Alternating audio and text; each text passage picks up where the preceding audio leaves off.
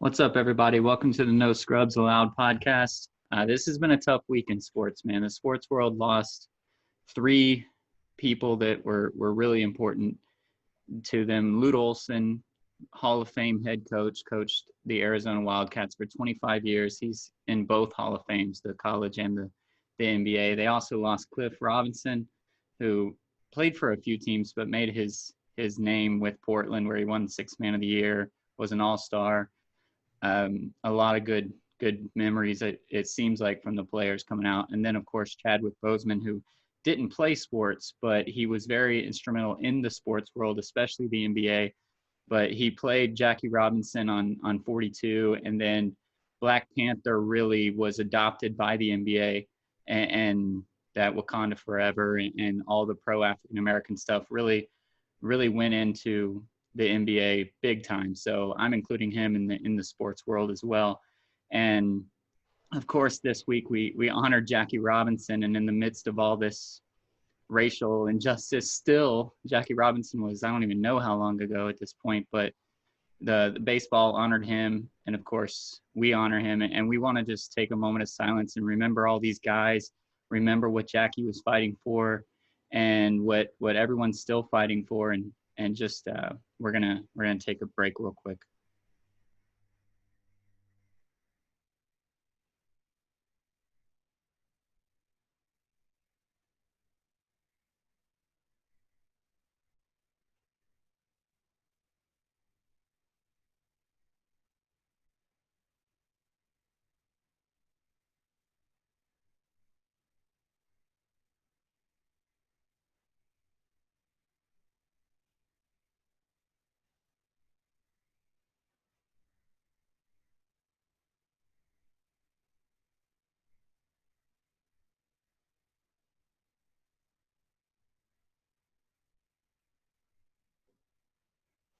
All right, it's hard to do an episode in the midst of all this stuff. Seal, how are you feeling? How are you feeling today, man? I'm doing chugging along. Just happy we are watching the second leg of the playoffs, Eastern semis in basketball. So something good to watch, hopefully. But yeah, man, like you said, it's been a rough one, a rough weekend for sure. And just trying to stay afloat, stay positive. Yeah, it's and we've said in the past we don't want to necessarily get political as far as taking sides on anything as a podcast, but we do want to talk sports, and sports are more and more being blended into politics, and we're fine with that. And again, without taking sides, because I don't want this podcast to alienate anyone, but let's talk about the NBA boycott and what kind of went down. The Bucks really spearheaded that by making a pretty quick decision on game day on what, Friday? Was it Friday? Oh, And Thursday, Friday? When was it? Wednesday. Wednesday? Jeez. Because I there's don't no even know what games day it is Wednesday, now, Thursday, dude. and Friday. I don't even know what day it is now. So, Yeah, it was um, Wednesday. but anyways, they decided not to go onto the court and just not play because it was too much, and they really feel like they're not being heard still in spite of what they're doing, and it led, like you said, to three game days, right, being postponed. Yeah. So some teams seem blindsided by that. It says the reports are coming out and they're upset with the Bucks. Are you upset with the Bucks kind of doing this on their own without consulting the other teams or The anything like that? only, I mean, I feel like the only team that they really needed to tell at that point in time that they were even thinking it is the Magic. Nobody else, it doesn't really bother too much at that point in time. But for them not to even, I mean, the Magic were ready to go. So for Right. them to not even let them know and inform them, that's probably the only downside to it I do have.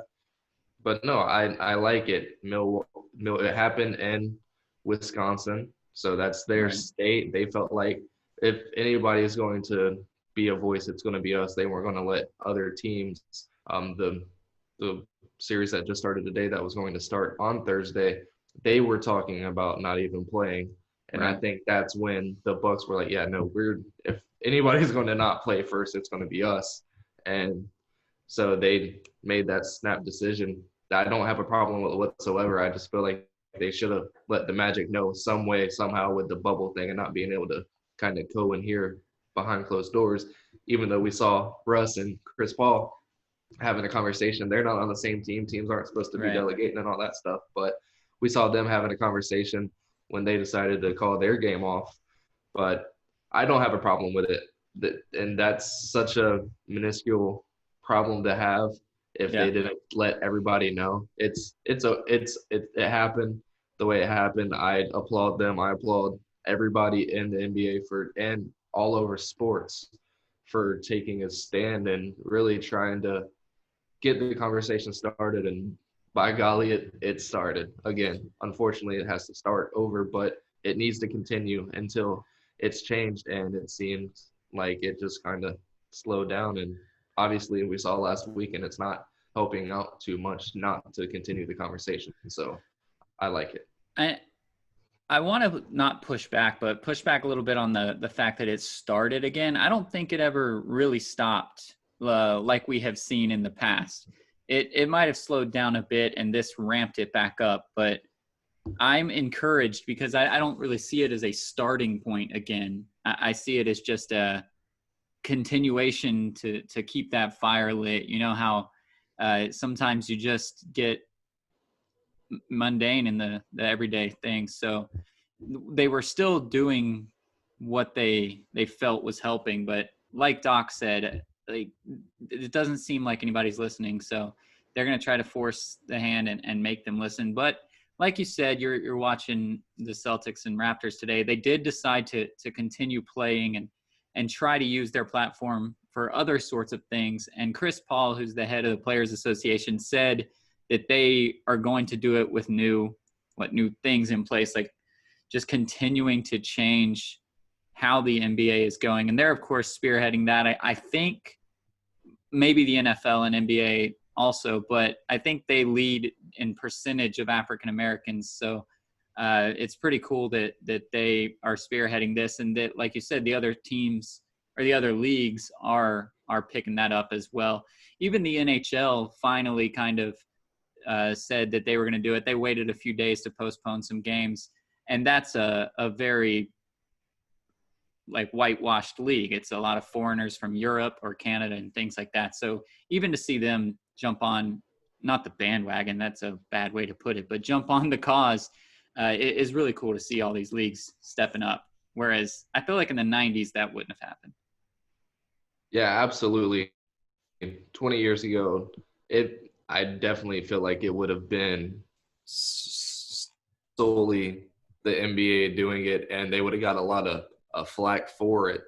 And I mean, I'm sure there are people out there who are giving flack, but in mainstream media, you see a lot of support and you see a lot of continuity and people coming together and trying to be better. And I absolutely love it.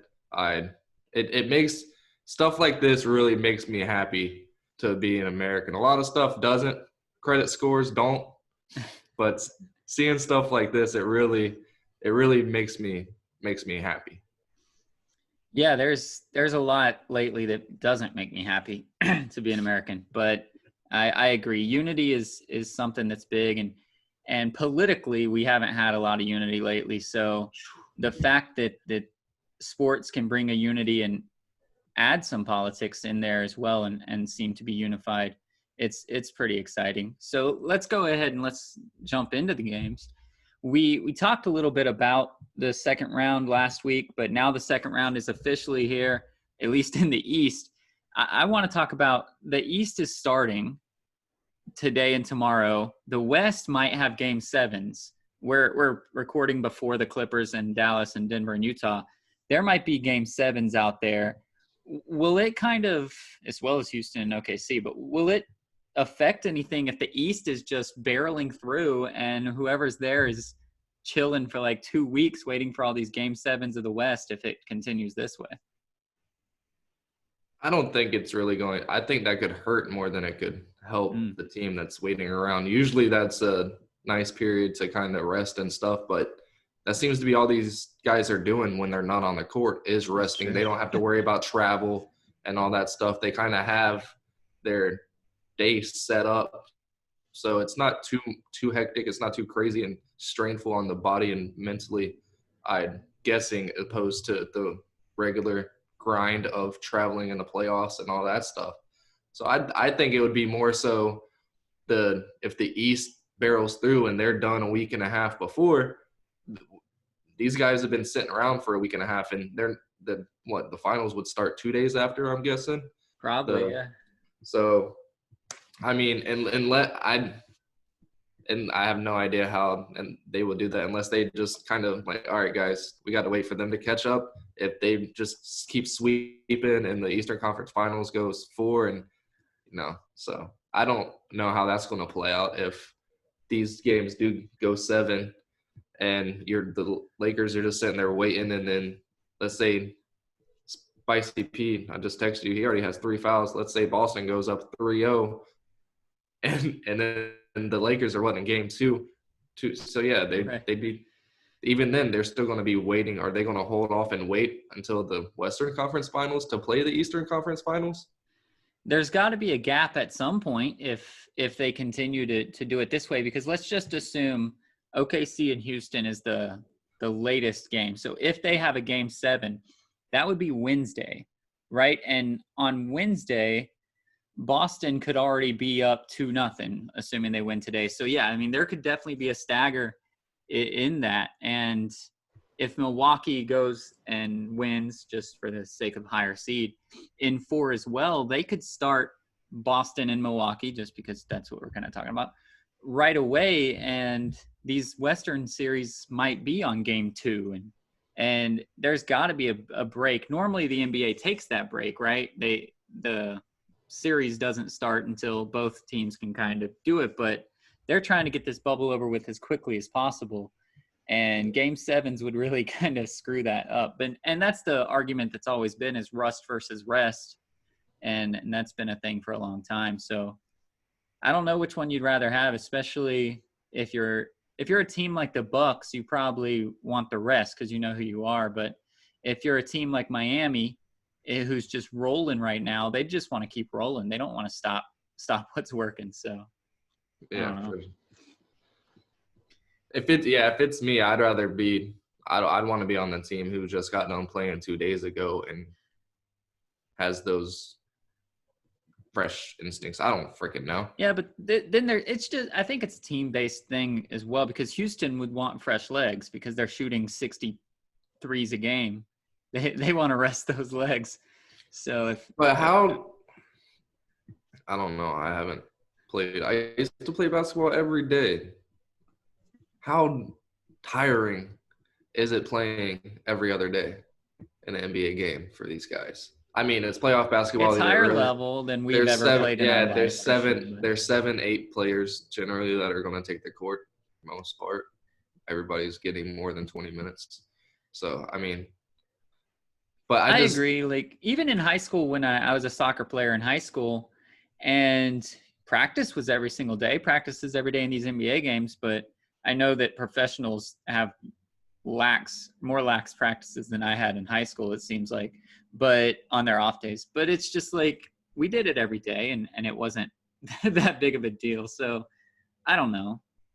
But that is an argument that's been proven. We saw the Rockets against the Warriors a couple years back. That what other explanation is there than tired legs? So clearly it has to affect them. Oh, for sure. And a normal season, a normal series, I could definitely see it, because there's so much more than just the game of basketball. It's a lot of mental. Right. But there's not too much mental strain, I feel like, except of being isolated away from your family. Now, apparently the families are about to They're supposed to come in, right? Yeah, for the semifinals. Yeah. So that's really cool. That's awesome. I think that's really nice, but hopefully that doesn't mess anything up. I've heard that a lot of the players are scared of this because obviously they want their family in, but they've controlled it. There's no COVID from weeks on weeks, and now they're going to bring in other people. So Well, I feel like they figured out what works. They're going to quarantine for however many days. I guess the family. I doubt they wouldn't put them through the same protocol that worked to have us to where we are now. But there's not too much besides the isolation and I guess the depression of being isolated away from your family and stuff. But you don't have to worry about what you're going to eat. Like, you know what you're going to eat. You don't have to worry about getting to practice. It's right there. So there's not too much on the brain in my eyes.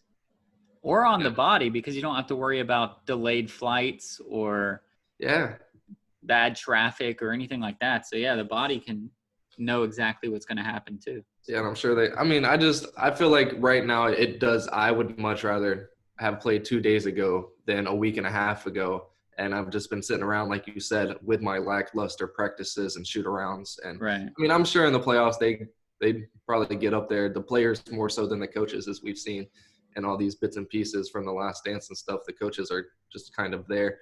I mean, except Coach K and Pop, but they're awesome.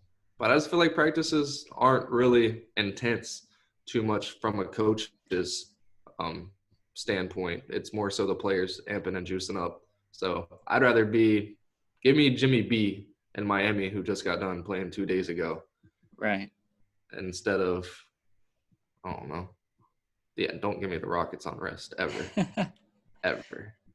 Okay, well, there's a lot that can change because it's early on Sunday, but the Celtics just dropped 39 in the first quarter on the Raptors, and that's with Jason Tatum only getting 2 points.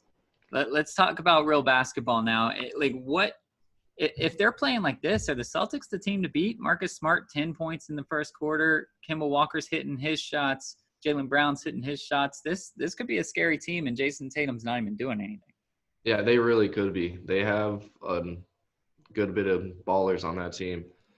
And I still can't get over how smart they are, that they kept the 2 players that were going to be great. Right. The Boston front office always seems to make the right call. It's crazy. Yeah, Jaylen is taking off, it seems like, in this bubble. He's becoming another Jason Tatum, which is scary. And then Marcus Smart just seems to always find youth in the playoffs. And Kemba's been getting a lot of flack, but yeah, here in this first quarter, he's looking good. I don't want Boston to be the the team that gets through, man. It's just crazy how they can have a guy like Daniel Theis who he's just there to gobble up and not really doing much of anything, but and he can sneak 20 points, 15 rebounds in a game. Yeah, if it's Boston, LA, I will have such a tough time because obviously I don't like LeBron, but I don't want Boston to win either. That would be fun. That would be so much fun. It would be. But I'm jumping around here because there's not too much storyline things to talk about, but let's talk about the Houston Rockets, how Lou Dort has been killing them, or killing Harden in the first 4 games. Well, D'Antoni finally made an adjustment. I was actually texting with Eddie. I'm surprised. I think this is the first time. I don't know how many years he's been a coach, but I think this is the first time he's ever made an adjustment between games. And that is a knock on D'Antoni if you're keeping score. He did coach my team, and I've never seen an adjustment in my life. But he did it. He stuck Harden in the lane, basically playing like a rover free safety role, and just let Dort shoot the Thunder out of the game. Dort started out, I think he was 1 for 13 or something to start out, and really just shot this team out of the game. Do you like that sort of strategy from Houston to just say, you know what, if Dort's going to beat us, Dort's going to beat us, but he's not going to beat us?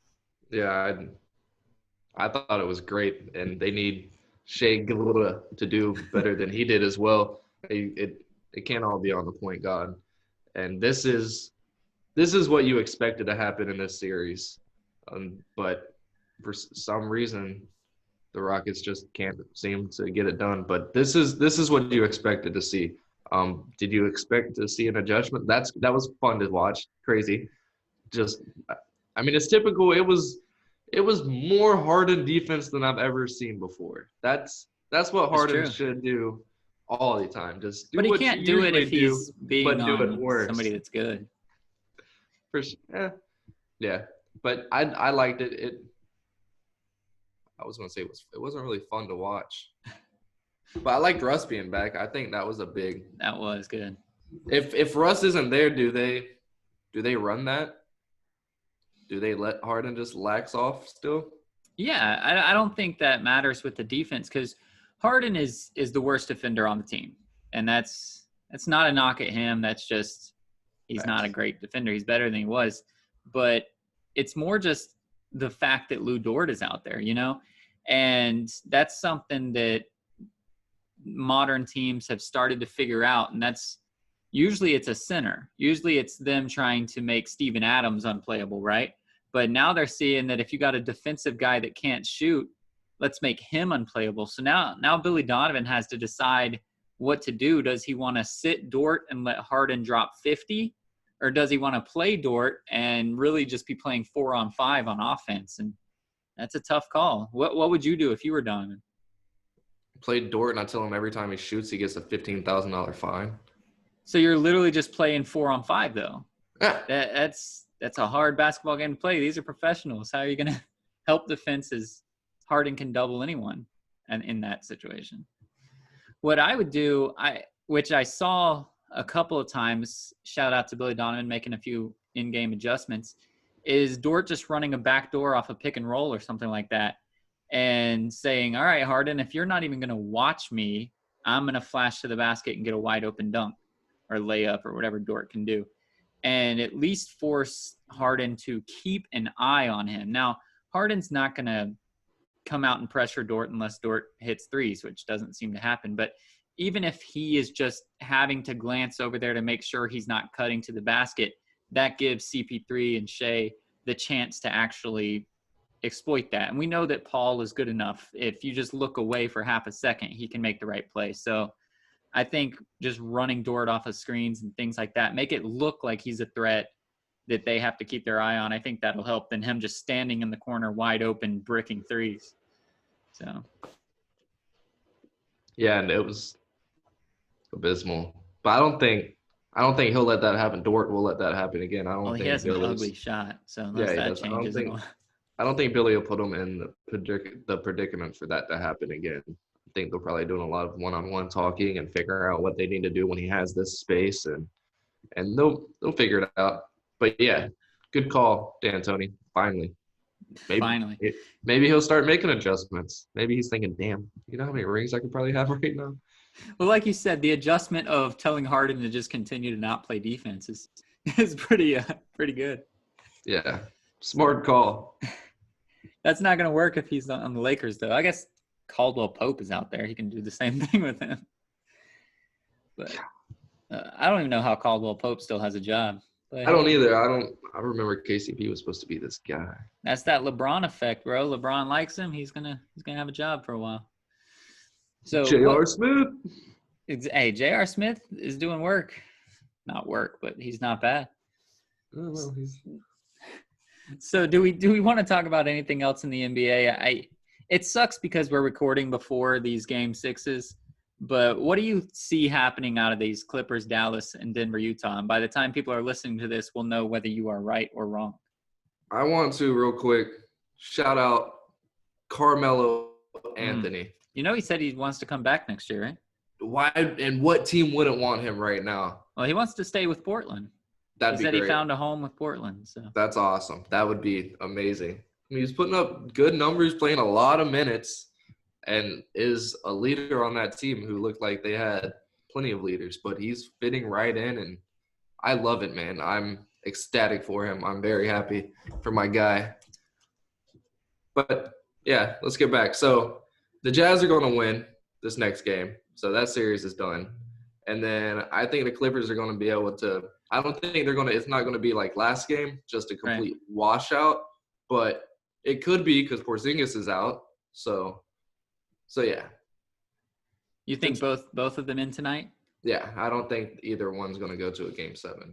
I think I'm still sitting behind the Nuggets making this a 7-game series. I said before the series I think it could potentially be 7 games. It hasn't worked out the way that my breakdown said it would, but it still has a chance to go to 7. I said that it was going to be Michael Porter Jr. forcing this thing to 7 games, but it's been Jamal Murray, and it's been great to watch. I mean, Jamal Murray has gotten a lot of criticism for being inconsistent, but so far in this series, he's been very consistent in telling, hey, Donovan Mitchell, if you want to score on me, I'll just score on you right back, and we'll see who can stand at the end of the day. So I think they're going to go 7. I think the Clippers are going to end it as well. So I'm hoping that there's a game 7. I like the Nuggets. I don't like their defense. They're terrible. But hopefully after 7 games, they can sort of make an adjustment and do something. But we'll see. So that's pretty much it on basketball. You got anything else before we take a break and then jump over to other stuff? I love you, Nate McMillan. The Pacers did you dirty.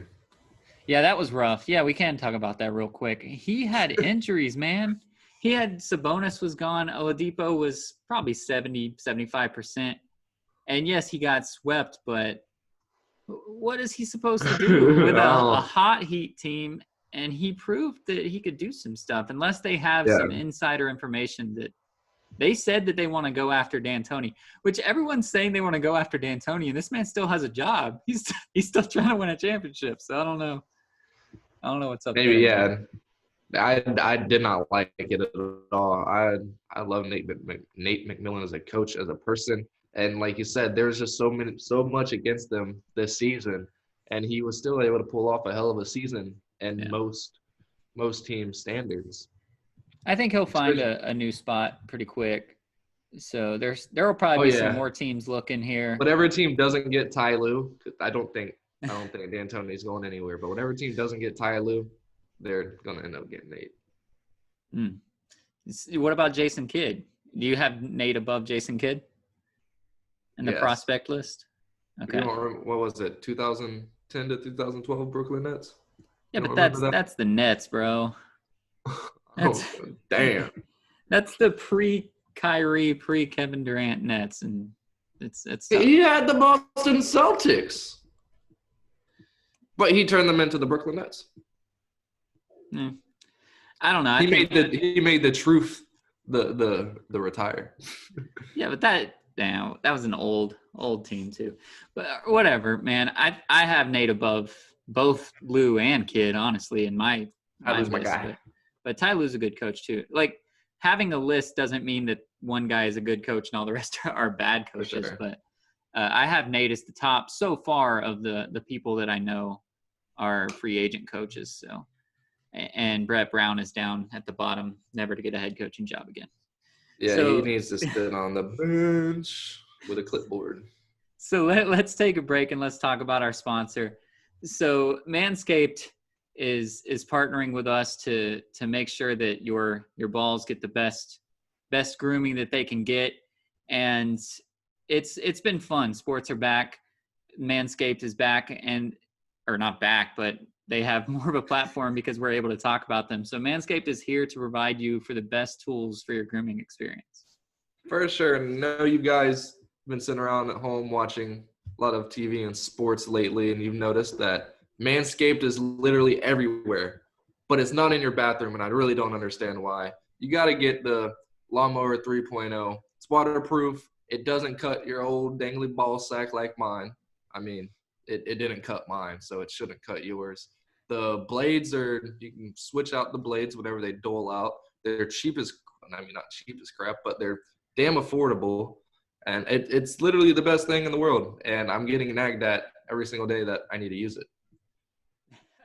That sucks. I'm not getting nagged by anybody, but it's still nice to use, and it helps you to not need all that other stuff as much if you keep your stuff clean and shaven. But you do have the deodorant that comes with this perfect package. I'm gonna one up what Seal said. You need the Lawnmower 3.0, but you need to get it as part of this perfect package, because the perfect package comes with that lawnmower, but then it also comes with the deodorant and the toner, which are two things that we've talked about multiple times.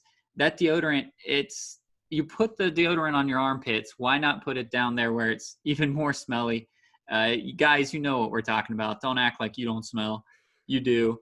And this deodorant works, man. It lasts for a while, but even if you feel like it's not lasting and you need to jump between activities, you can just spray that toner on there And like Steele said, it's got that active pH balancing stuff that apparently girls like, and they understand more than we do. So it has that. It comes with it. It is the best bang for your buck, man. I'm not even kidding. The Perfect Package 3.0, everything that has come in it, I've used tremendously. I've bought seconds on a lot of this stuff. So it's worth it. You're not getting anything extra that you're not going to use. And you do get some extra things like the boxer briefs and that travel bag. So it's well worth the price. Just grab. I don't even know what the price of it is, but it's worth it. The Perfect Package 3.0. I think the price right now is $199.99. I don't know. But whatever the price is, if you go to manscaped.com and use promo code NOSCRUBS, all one word, that's No Scrubs, all one word, at checkout, you're going to get 20% off of your final price. So if it is $199.99, it's $40 off. That's huge. $159.999, which is awesome. That's pays for shipping and all that stuff, and get a little extra. Well, you money. get the free shipping, which is really more than $40 off at that point. So. Oh yeah, you do get free ship. What am I talking about? I'm so sorry. I'm just. That's close to like $55 off. And then you might as well get the Shears 2.0 when it comes down to that. I mean, just load up on Manscaped products. They work. They are the best at what they do, and what they do is Manscaped. Yeah, so like Sil said, head over to manscaped.com, use the code NOSCRUBS, all one word, and you'll get 20% off and free shipping. So head over there, do that, and take your grooming game to the next level. All right, so other sports are really rolling into shape. Baseball is still just baseball. But what I do want to say is my fantasy baseball team is killing it. I decided to jump in because it's a shortened season, and my team is crushing it, which can only mean one thing. It means I'm going to make it to the finals undefeated and then lose by like 300 points in the finals and not win. But we're making it to the first round and get knocked out. Yeah, that's what happens like to me. That's what happens to me in fantasy football every year. That's why I'm not doing fantasy football this year. It's just I have my luck against me, and then now I have COVID against me. So knowing my luck, I'm gonna get to the playoffs and have 4 of my players have COVID, and I'm gonna lose. So yeah, no, I'm but not doing fantasy sports. I've already clinched the playoffs, and we still have 2 more weeks to go. I'm just trying to get that number 1 seed, and so far I've been excited. But like you, I'm gonna skip fantasy football. It's just too much of a crazy year, man. I'm gonna enjoy what's out there as a fan, and not get stressed about stupid things that I can't control. I feel not that you can ever control what the NFL players do, but I feel like when you normally have a fantasy football team, you can kind of control it. But so I'm gonna get off of that this year and see if it helps me at all. But let's talk a little bit about football. Your Jags finally got rid, or not yet, but they've agreed to get rid of Yannick Ngakoue. He wanted to go. He's been wanting to go. They're going to trade him to the Vikings, it looks like, for what was it, a 2nd-round pick, and then a 5th-round pick that could turn into a 3rd. If they win the Super Bowl and he's a Pro Bowler. If he's All-Pro. So probably not, but I'll take it. I think he was a 5th-round draft pick for us, if I remember correctly. Or no, I think he was 3rd or 4th. But we got him out of Maryland. He did good for us, but now we officially have no remaining starters from that 2017 AFC Championship defense. So that might be a little bit of why we're at 32 in the power rankings and all the experts are dogging on us. But I'm fine with it. We just got Clavon Chaisson from LSU. So hopefully he'll be able to come in there and plug right in. I mean, Yannick is a monster. He's a beast. But if Clavon can come on and do 90%, even 80% of what he did and not be a distraction at all and be a team player and come in and wanting to play and not worried about what the old organization did, just worried about what we have now and what we're trying to do and just get the poison out of there. I'm happy with it. It's happened a little too late, but I'm happy it happened before the season because we all know there's a lot of chatter about that among the players and all that stuff. And now that's over with. Hopefully hopefully there's not more people like, oh man, maybe I can get out of here too. Like Jalen said, get free. But hopefully the guys that we have now, Josh Allen, Clavon, Smoot's looking really good on that defensive line. Taven Bryan hopefully can come out and blossom like he hasn't. We could have had Lamar Jackson. Oh, but we got Taven Bryan. But I'm excited. I'm happy that he's gone. I'm happy that he's happy. And, man, that Minnesota Vikings defense is freaking stacked now. Yeah, they are. But the offense is still just Dalvin Cook, I feel like. But, no, they're going to be good. I don't think they'll win the Super Bowl. But, man, I mean, NFL is here, dude. It feels surreal, bro. But we're going to have one more recording before opening day, and we'll talk more about football next week. But I didn't expect it to be here, and it feels like I don't even understand that it's almost September. But this year's moving along, and sports seems to be here. And, like, they're going. I haven't seen anything about the NFL unless they're just hiding bad news, but everything's been pretty good news coming out of the NFL. So yeah, the last thing I had heard is that what was it last week? They said 2 weeks ago, the 77 confirmed COVID. They were all false positives. Right. Every single one of them. That's an NFL thing to say for sure, though. So either they're sweeping it under the rug and just if there were any, they were like, hold on, let's wait. Oh yeah, false positive. So hopefully they're right and they do have this, because unlike the NBA where there's 12 guys, there's 80 guys. They just went down this past week, so there's like 70 guys now. I don't know how they're doing them this season, but there's a shit ton of guys. And yes, you have a big field and all this field house stuff, but it's football. The goal is to be here. Right. If you're not there at every play, you're probably not in the NFL. Yeah. So it's unlike basketball where you have the pick and rolls and all that stuff and you're kind of face guarding and stuff. You were literally kissing and hugging every single play. Right. Every single play. So hopefully they have it right before the season starts, because if there's even one slip up that makes it onto that field and they get in one snap, that's 2 teams that are done right there. Right.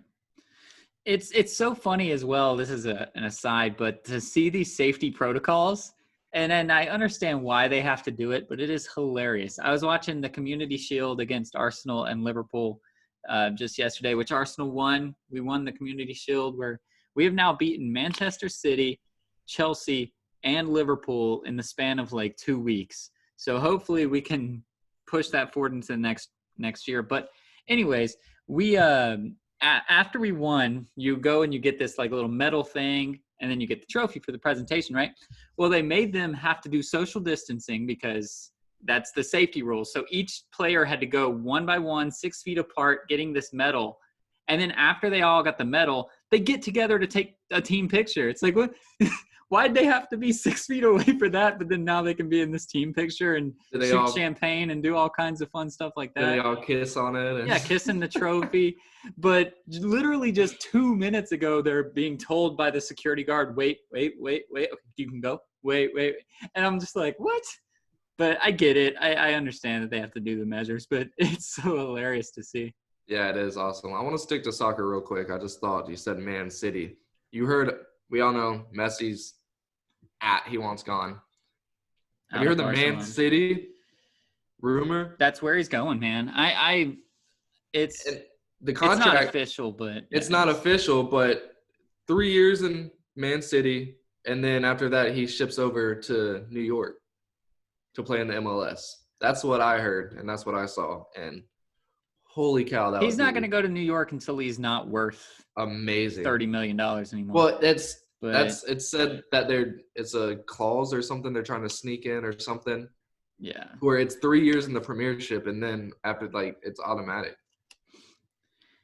I'm just saying he's not going to go to the MLS until he's done making money, which he might be done making money in 3 years. He has more money than he knows what to do with anyway.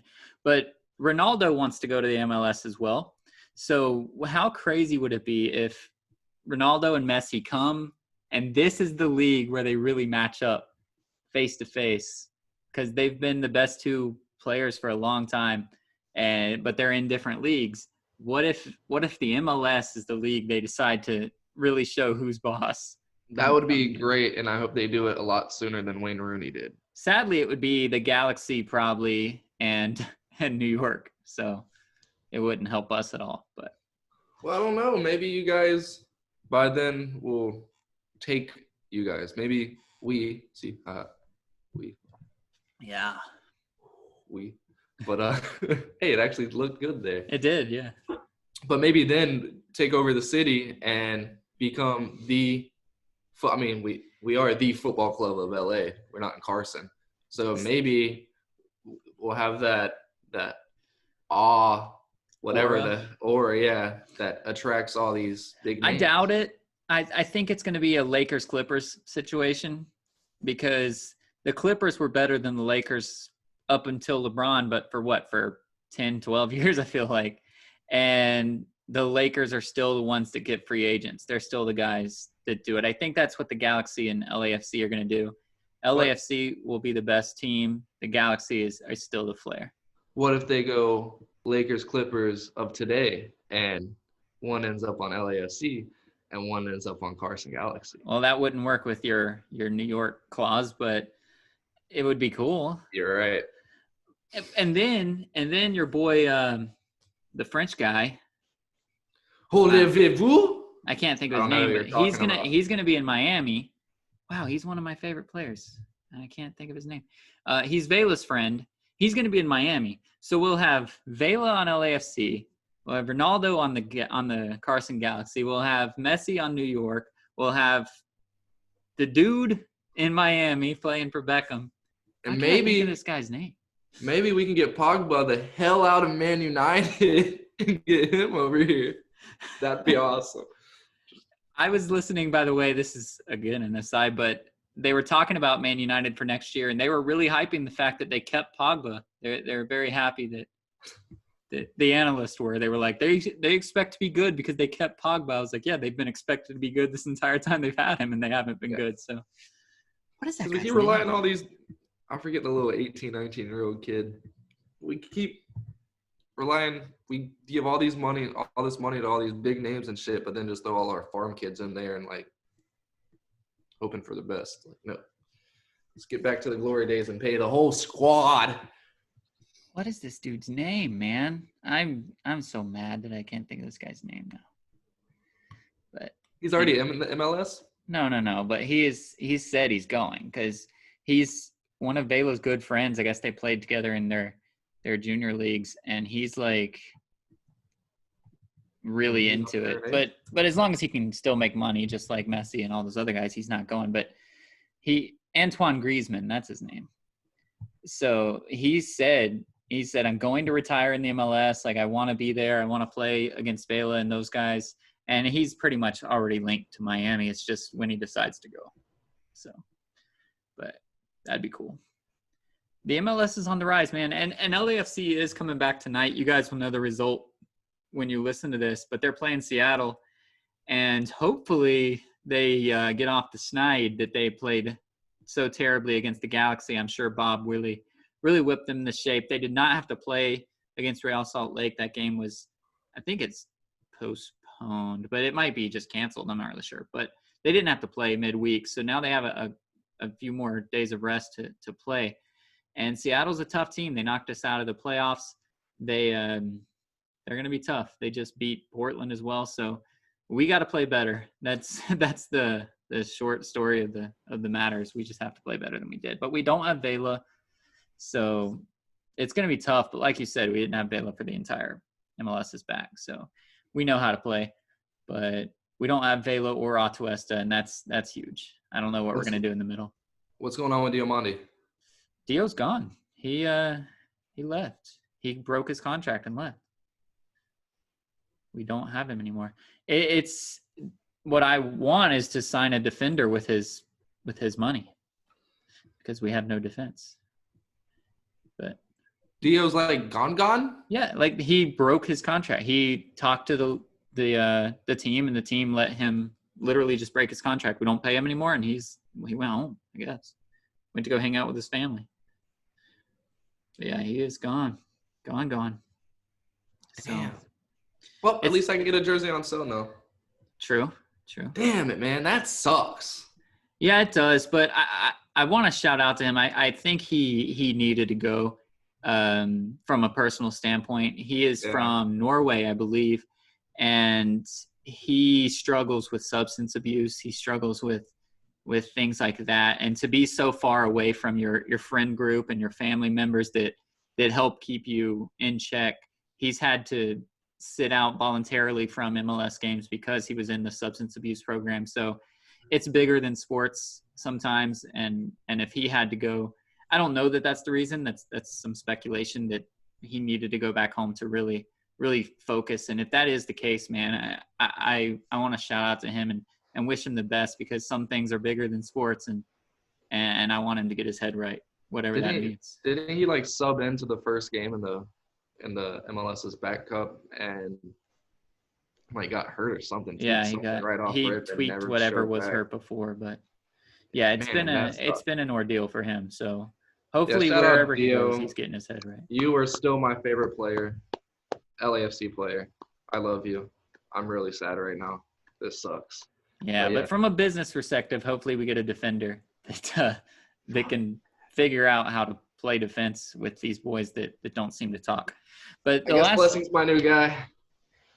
Yeah, I like Blessing. Rossi's still my guy, but he'll be gone in a few weeks probably. But he's my guy. But the last thing I want to talk about is that Real Salt Lake owner has agreed to sell the team. I don't know if you saw this stuff. He was speaking out against the protest. He was against the protest. He said these players protesting makes him lose desire to own this team, makes him feel like he doesn't want to watch soccer, care about soccer, or anything like that anymore. And we saw LeBron and Donovan Mitchell come to the defense of the players and say, dude, if you don't want that, sell the team. Well, he is selling the team. So that's really good. Get guys like that out of here that just can't get up to the times, man. We're in a new world, and players have the ability to speak on what they believe. And we here at No Scrubs thinks that that's really good, that players have that ability. Whether you agree or disagree with their stance, we want them to have that platform to speak. So the fact that this owner was like not wanting them to even have the platform and saying that it makes him apathetic towards the league, I'm just glad he's going to sell. He's selling all of his teams. He had the Real Salt Lake. He had a women's league, and he had a USL league, the like minor leagues basically. So he's selling all three of them, and I'm happy for that. I hope somebody comes in that's going to make them a better atmosphere, because that can't have been a good atmosphere. No, regardless of what was going on. So. Yeah, and especially more so today than ever. It's the players' voice. I mean, it's not the owners anymore that have the say, and I love it. These owners really need to be a chameleon, and you might not agree, but you need to blend with your players and stick with them, like chameleon does to trees. Hey, that was a good one. But really, you can't, and we're finding out that when they do not think and speak out of their assholes, that it doesn't take any time at all with the way social media is for you to get backlash right in your face. And then now you have all your partners and everybody trying to separate from you. And I absolutely love it. And I hope all the owners that feel that they're losing the want to own the teams, that they will voice that as well, and we can get them the hell out too, because it's wow, about to sound like my parents. It's not a right to own a team. Like, it is a huge blessing to be able to own, especially in the MLS that is coming up, and you're going to make a hell of a lot more money than you have in the last 5 years and the next 5 years as an MLS team owner. And if you can appreciate that, then buy. Like, good riddance. Yeah, and I don't know who's going to buy the league or the team.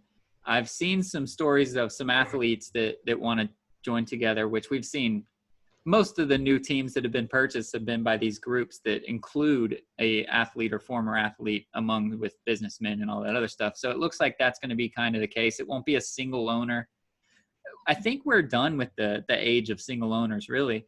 I think teams are too valuable at this point. And unless like a Jeff Bezos wants to buy a team, it requires a full squad of double digits worth of people getting together.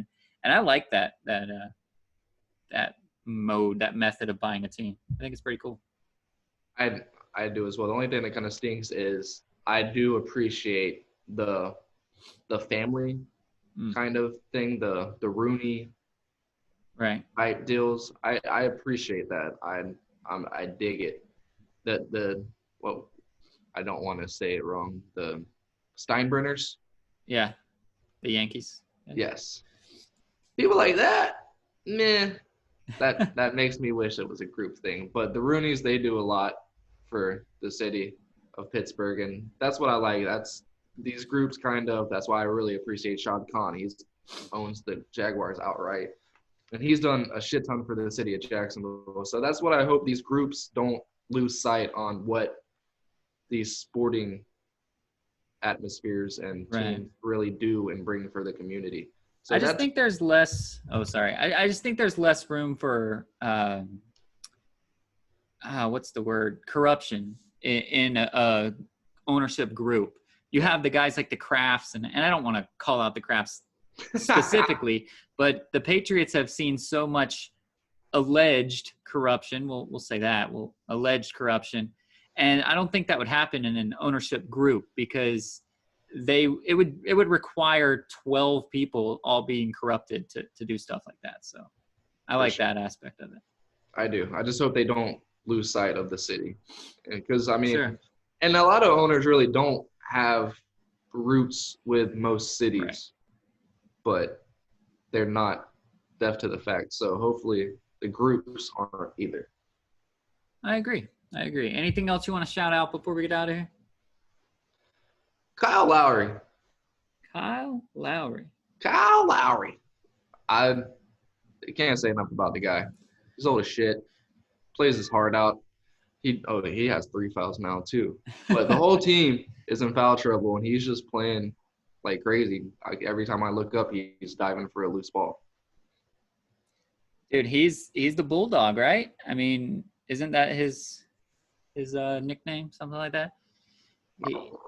He never looked like he was worth any money, and not to be mean. Like he wasn't ever the superstar. He was never the number one guy on the team, as far as in the media's mind and in the people's mind. But Toronto stuck with him. They stuck with him the entire time, and even when they won the NBA championship, he wasn't the number one guy. But they continued to stick with him and treat him like he is their number one guy, and he's repaying the favor. Really, really plays hard and plays well. So he seems to be a true leader, and I love that about him. It shows that you don't have to be the most talented player to be the most respected player on a team, and that's awesome. It is definitely awesome. I want to shout out AJ. It's AJ's birthday. Happy birthday, AJ. Koa just said happy birthday. I don't know if you can hear it on the Yeah, I heard. So he's ready to get out of here. I don't know what he's doing, but there he is. Gotta go to work. All right, so yeah, shout out to AJ. Today's his birthday? Yeah. Awesome. Well, happy birthday, AJ. Do your thing. How old is he now, then? 9. 9. Cool. Is he in sports? He likes soccer a lot. Get in there, man. He needs to play baseball and get a pitch to the dome one time and realize, like, okay, you can get hurt and you can be fine afterwards. I needed that when I was a kid. Oh yeah, my dad was my baseball coach when I was 4 years old, so I got that. I don't want to have, which I guess my dad's passed away, so I guess nobody can go arrest him or anything. But when I was growing up, I was that kid, and he legitimately threw a soccer ball at my face and smacked me dead in the face, and I cried for a couple minutes, and then I got up, and he goes, "Yeah, you're still alive, huh? You're still able to play." And it woke me up, you know? I wouldn't suggest doing that to your kids now in 2020. You might get arrested. But maybe go talk to one of the friends down the road, and they can do it.